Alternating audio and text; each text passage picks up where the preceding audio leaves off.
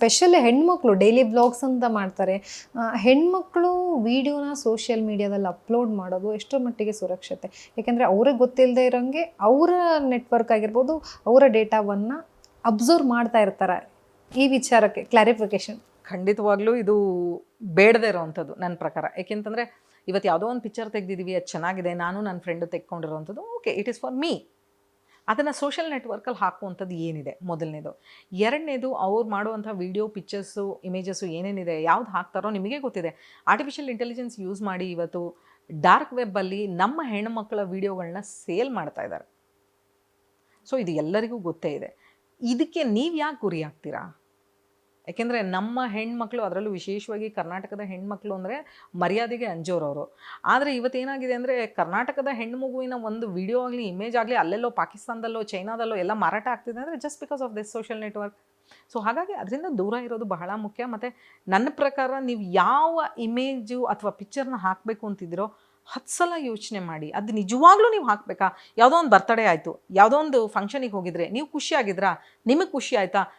ನಿಮ್ಮ ಇಮೇಜನ್ನು ನೋಡಿ ಅಲ್ಲಿ ಯಾವುದೋ ಚೈನಾದಲ್ಲಿರೋನೋ, ಪಾಕಿಸ್ತಾನದಲ್ಲಿರೋನೋ, ಆಫ್ರಿಕಾದಲ್ಲಿರೋನೋ ಯಾರು ಖುಷಿ ಪಡ್ತಾನೆ? ಇಲ್ವಲ್ಲ. ಸೋಷಿಯಲ್ ನೆಟ್ವರ್ಕಿಗೆ ಯಾಕೆ ಬೇಕು ಅದು? ನಿಮಗೆ ತುಂಬ ಕ್ಲೋಸ್ ಫ್ರೆಂಡ್ಸಾ? ನಿಮ್ಮ ಫ್ರೆಂಡ್ಸಿಗೆ ತೋರಿಸಿ ಅಲ್ಲೇ ಜೊತೆನಲ್ಲಿದ್ದಾಗ ಮುಗಿದೋಯ್ತಲ್ಲ ಅಲ್ಲಿಗೆ. ಅದನ್ನು ಯಾಕೆ ಸೋಷಿಯಲ್ ನೆಟ್ವರ್ಕಿಗೆ ಹಾಕ್ತಾ ಇದ್ದೀರಾ? ಯಾಕೆಂತಂದರೆ ಇದ್ರ ಬಗ್ಗೆ ನಾವು ನಿಮಗೆ ಗೊತ್ತಿರೋ ಹಾಗೆ ನಿಮ್ಮಾನ್ಸಲ್ಲಿ ಡಿ ಅಡಿಕ್ಷನ್ ಸೆಂಟರ್ ಇದೆ ಇವತ್ತು, internet de addiction centre. Psychiatrist ಹತ್ರ ಮಾತಾಡ್ತಾ ಇದ್ದಾಗ ಅವ್ರು ಹೇಳೋದು, ಯಾರೋ ಖುಷಿಯಾಗಿದ್ದಾರೆ ಅಂತ ನೋಡಿ ಇವರು ಡಿಪ್ರೆಷನ್ಗೆ ಹೋಗ್ತಾರೆ. ಆದರೆ ಖುಷಿಯಾಗಿದ್ದ ಸಮಯ ಬಿಟ್ಟು ಅವ್ರಿಗೂ ಅಲ್ಲಿ ಕಷ್ಟ ಇದೆ, ಅವ್ರಿಗೂ ಇಲ್ಲಿ ದುಃಖ ಇದೆ, ಅವ್ರಿಗೂ ನೋವಿದೆ ಅನ್ನೋದ್ರ ಬಗ್ಗೆ ಇವರಿಲ್ಲ ಅಂದಾಜೇ ಮಾಡಲ್ಲ. ಸೊ ಹಾಗಾಗಿ ಇಲ್ಲಿ ಮೆಂಟಲ್ ಸ್ಟೇಟಸ್ಸಿಗೆ, ಡಿಪ್ರೆಷನ್ಗೆ ಹೋಗೋದಕ್ಕೆ, ಸ್ಕೂಲ್ ಮಕ್ಕಳ ಒಂದು ಡೈವರ್ಷನು ಅಂದರೆ ಓದೋದನ್ನು ಬಿಟ್ಟು ಡೈವರ್ಟ್ ಆಗೋದಕ್ಕೆ ಎಲ್ಲದಕ್ಕೂ ಸಾಕಷ್ಟು ಕಾರಣ ಆಗ್ತಾ ಇದೆ. ಹೆಣ್ಮಕ್ಳು ಮೇನ್ ಟಾರ್ಗೆಟ್ ಆಗ್ತಾ ಇದ್ದಾರೆ. ಏಕೆಂದರೆ ಕೆಲಸ ಕೊಡ್ತೀವಿ ಅಂತ ಒಬ್ಬ ಹೇಳ್ತಾನೆ, ಪಿಕ್ಚರ್ ಆ್ಯಕ್ಟಿಂಗಿಗೆ ಕೊಡಿಸ್ತೀನಿ ಅಂತ ಇನ್ನೊಬ್ಬ ಹೇಳ್ತಾನೆ. ಅವ್ನು ಯಾರು ಡೈರೆಕ್ಟರ್ ಅಲ್ಲ, ಇವ್ನು ಯಾರು ಕೆಲಸ ಕೊಡಿಸೋನಾಗಿರಲ್ಲ. ಆದರೆ ಇವ್ರು ಮಾತ್ರ ಮಧ್ಯದಲ್ಲಿ ಸಿಕ್ಕಾಕೊಳ್ತಾ ಇದ್ದಾರೆ. ಮ್ಯಾಮ್, ಈಗ ಇದರಿಂದ ಹೊರಗೆ ಬರೋದಕ್ಕೆ ಏನಾದರೂ ಯಾವ ರೀತಿಯಾಗಿ ಅವರು ಪ್ರಿಕಾಷನ್ಸ್ ತಗೊಳ್ಕೊಳ್ಬೇಕು? ನಾನು ಹೇಳೋ ಪ್ರಿಕಾಷನ್ ಖಂಡಿತವಾಗ್ಲೂ ಯಾರೂ ತೊಗೊಳ್ಳಲ್ಲ. ಏಕೆಂತಂದರೆ ನಾವು ನಮ್ಮ ಸಂಸ್ಥೆಯಿಂದ ಕಳೆದ 8 ವರ್ಷದಿಂದ ನೀವು ಹೇಗೆ ಮನೆಗಳಲ್ಲಿ, ಅಂದರೆ ಕರ್ನಾಟಕದಲ್ಲಿ ವಿಶೇಷವಾಗಿ ಒಂದು ಹಬ್ಬ ಹರಿದಿನ ಅಂತಂದಾಗ ಉಪವಾಸ ಅಂತ ಮಾಡ್ತಾರೆ. ನಾವು ಸೈಬರ್ ಫಾಸ್ಟಿಂಗ್ ಅಂತ ಮಾಡಿಸ್ತೀವಿ ನಮ್ಮ ಟೀಮಿಂದ. ಸೈಬರ್ ಫಾಸ್ಟಿಂಗ್ ಅಂದರೆ ವಾರದಲ್ಲಿ 1 ದಿನ ಪೂರ್ತಿಯಾಗಿ ನಿಮ್ಮ ಇಂಟರ್ನೆಟ್ ಇರುವಂತಹ ಎಲ್ಲ ಡಿವೈಸಸ್ಸಿಂದ ಹೊರಗಡೆ ಇದ್ದು ಬೇರೆ ಆ್ಯಕ್ಟಿವಿಟಿ ಮಾಡೋದು. ಅಂದರೆ ಮೆಂಟಲಿ ನಿಮ್ಮ ಸ್ಟೇಟಸ್ನ ನೀವೇ ಚೆಕ್ ಮಾಡ್ಕೊಳ್ಳೋದು. ಏಕೆಂತಂದರೆ ಒಂಥರ ನಿಮಗೆ ಏನೋ ಕಳ್ಕೊಂಡಂಗೆ ಅನಿಸೋದು, ಸಿಟ್ಟು ಬರೋದು, ಕೋಪ ಬರೋದು, ಬೇರೆಯವ್ರ ಬಗ್ಗೆ ಸಿಡಿಮಿಡಿ ಆಗೋದು, ಇದೆಲ್ಲ ಆಗುತ್ತೆ.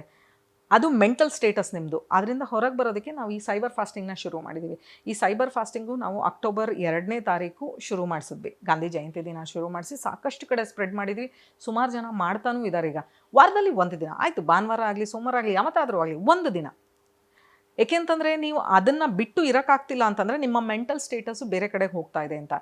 ಎರಡನೇದು, ಬೇಡದಿರೋ ಟೈಮಲ್ಲಿ ಇಂಟರ್ನೆಟ್ ಡಿಸ್ಕನೆಕ್ಟ್ ಮಾಡಿ. ಫೋನ್ ಕಾಲ್ ಬಂದೇ ಬರುತ್ತಲ್ಲ, ಬೇಡದಿರೋ ಟೈಮಲ್ಲಿ ಫೋನ್ ಕಾಲ್ನ ಇಂಟರ್ನೆಟ್ನ ಡಿಸ್ಕನೆಕ್ಟ್ ಮಾಡಿ. Social network is just for entertainment. Share ಮಾಡೋದನ್ನು ಕಮ್ಮಿ ಮಾಡಿ. As per my suggestion 100 photo share ಮಾಡೋ ಕಡೆ 1 ಮಾಡಿ ಸಾಕು. ತುಂಬ ಇಂಪಾರ್ಟೆಂಟು. ಯಾವುದೋ ಒಂದು ಗ್ರೂಪ್ ಫೋಟೋ, ಎಲ್ಲರೂ ಇದ್ದೀರಾ ಸಾಕು. ಹಾಗೆಯೇ ಶೇರ್ ಮಾಡೋದನ್ನು ಕಮ್ಮಿ ಮಾಡಿ. ಯಾರೋ ಕಳಿಸಿದ್ರು, ಅವರೇನು ಎಡಿಟರ್ ಅಲ್ಲ, ನ್ಯೂಸ್ ಕಳಿಸಿರೋರು. ನಿಮಗೆ ಗೊತ್ತಿರಬೇಕು ಎಡಿಟಿಂಗ್ ಎಷ್ಟು ತೊಗೊಳತ್ತೆ ಅಂತ. ಎಡಿಟಿಂಗ್ ಇಲ್ದಿರೋ ನ್ಯೂಸ್ಗಳನ್ನು ನೀವು ಓದ್ತಾ ಇದ್ದೀರಾ ಅಂತಂದರೆ just because of forward messages ಅಲ್ವಾ? ಅಲ್ಲಿ ಏನೋ ಬೆಂಕಿ ಹತ್ಕೊಂತು ಅಂದರೆ ಅದು ಹಿಂದೂ ಮುಸ್ಲಿಂ ಗಲಾಟೆ ಮಾಡಿ ಇಲ್ಲಿ ನ್ಯೂಸ್ ಹಾಕಿರ್ತಾರೆ. ಎಡಿಟರ್ ಯಾರು ಅಲ್ಲಿ? ಯಾರೂ ಇಲ್ಲ. ಸೊ ಹಾಗಾಗಿ ನಿಮಗೆ ಗೊತ್ತಿಲ್ಲದಿರೋ ನ್ಯೂಸನ್ನು ಫಾರ್ವರ್ಡ್ ಮಾಡೋದನ್ನು ದಯವಿಟ್ಟು ನಿಲ್ಲಿಸೇ ಬಿಡಿ. ಬೇಡ, ಫಾರ್ವರ್ಡ್ ಮಾಡಬೇಡಿ. ಹಾಗೆಯೇ ಗ್ರೂಪ್ಗಳಲ್ಲಿ ಜಾಯ್ನ್ ಆಗೋದು ಕಮ್ಮಿ ಮಾಡಿ.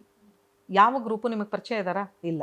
ಟೆಲಿಗ್ರಾಮಲ್ಲೂ ಜಾಯ್ನ್ ಆಗ್ತೀರಾ, ವಾಟ್ಸಪ್ಪಲ್ಲಿ ಜಾಯ್ನ್ ಆಗ್ತೀರಾ, ಫೇಸ್ಬುಕ್ಕಲ್ಲಿ ಜಾಯ್ನ್ ಆಗ್ತೀರಾ, ಇನ್ಸ್ಟಾನಲ್ಲಿ, ಎಲ್ಲಂದ್ರಲ್ಲಿ ಜಾಯ್ನ್ ಆಗ್ತಾ ಇದ್ದೀರಾ. ಯಾರವರು ನಿಮಗೆ ಗೊತ್ತಿಲ್ಲ.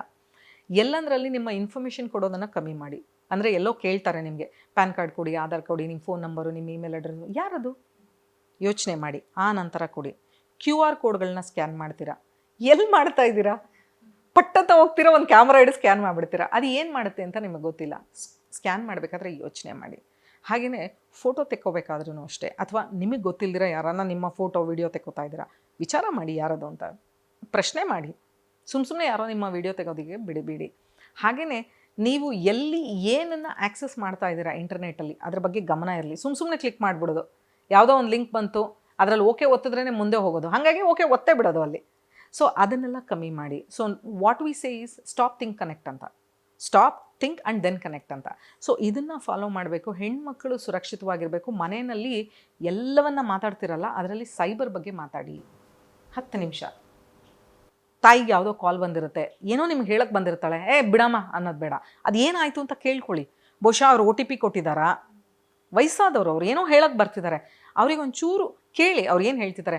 ಯಾರೋ ಫೋನ್ ಮಾಡಿದ್ರು, ನಂಗೆ OTP ಕೇಳಿದ್ರು, ನನ್ನ ಮಗನ ಡೇಟ್ ಆಫ್ ಬರ್ತ್ ಕೇಳಿದ್ರು, ನಾನು ಕೊಟ್ಟುಬಿಟ್ಟಿದ್ದೀನಿ ಅಂತ ಹೇಳಕ್ಕೆ ಬರ್ತಾ ಇರ್ತಾರೆ ನಿಮ್ಮ ಹತ್ರ. ನೀವು ಅದನ್ನು ತಾಳ್ಮೆನೇ ಇಲ್ಲ ನಿಮಗೆ, ಬಿಡಮ್ಮ ಅನ್ಬೇಡಿ. ಮಕ್ಕಳಿಗೆ ಅಟೆಂಡ್ ಆದಂಥ ಕಾಲ್ ಬಗ್ಗೆ ಗಮನ ಕೊಡಿ. ತಂದೆ ತಾಯಿ ಯಾವುದನ್ನು ಕ್ಲಿಕ್ ಮಾಡ್ತಾ ಇದ್ದಾರೆ, ಏನನ್ನು ನೋಡ್ತಾ ಇದ್ದಾರೆ ಅದ್ರ ಬಗ್ಗೆ ಗಮನ ಕೊಡಿ. ಹಾಗೆಯೇ ತಂದೆ ತಾಯಿಯಂದ್ರಿಗೆ ಆದಷ್ಟು UPI ಕನೆಕ್ಟೆಡ್ ಬ್ಯಾಂಕ್ಗಳಿತ್ತು ಅಂತಂದರೆ ಅದರಲ್ಲಿ ಮಿನಿಮಮ್ ಅಮೌಂಟ್ ಇರಲಿ, ಮಕ್ಕಳಿಗೆ ಜಾಸ್ತಿ ಆ್ಯಕ್ಸೆಸ್ ಕೊಡಬೇಡಿ. ಸೊ ಇದೆಲ್ಲ ಬೇಸಿಕ್ ಫಾರ್ಮುಲಾ. ಬಟ್ ಇದು ಯಾವುದಕ್ಕೂ ನಮಗೆ ಸಮಯ ಇಲ್ಲ. ಏಕೆಂತಂದರೆ ಸೈಬರ್ನಲ್ಲಿ ನಾವು ಸುರಕ್ಷಿತವಾಗಿರಬೇಕು ಅಂದರೆ ಮಾಡಬೇಕಾಗಿರೋದು ಬರೀ ಸಣ್ಣ ಸಣ್ಣ ಪುಟ್ಟ ಕೆಲಸಗಳು. ಅದನ್ನು ಮಾಡಿದ್ರೆ ಸಾಕು, ನಾವು ಸುರಕ್ಷಿತವಾಗಿರ್ತೀವಿ. ಏಕೆಂದರೆ ಇದು ನಮ್ಮ ಸುರಕ್ಷತೆಯ ಜೊತೆಗೆ ನಮ್ಮ ದೇಶದ ಸುರಕ್ಷತೆ, ನಾಳೆ ನಮ್ಮ ಮಕ್ಕಳಿನ ಜೀವನ ಇದೆಲ್ಲವನ್ನು ಗಮನದಲ್ಲಿ ಇಟ್ಕೋಬೇಕು. ಸ್ವಲ್ಪ ಸೀರಿಯಸ್ ಆಗಿ ಇದನ್ನು ನಾವೆಲ್ಲನೂ ಅಟೆಂಡ್ ಮಾಡೋದಕ್ಕೆ ಶುರು ಮಾಡಬೇಕು.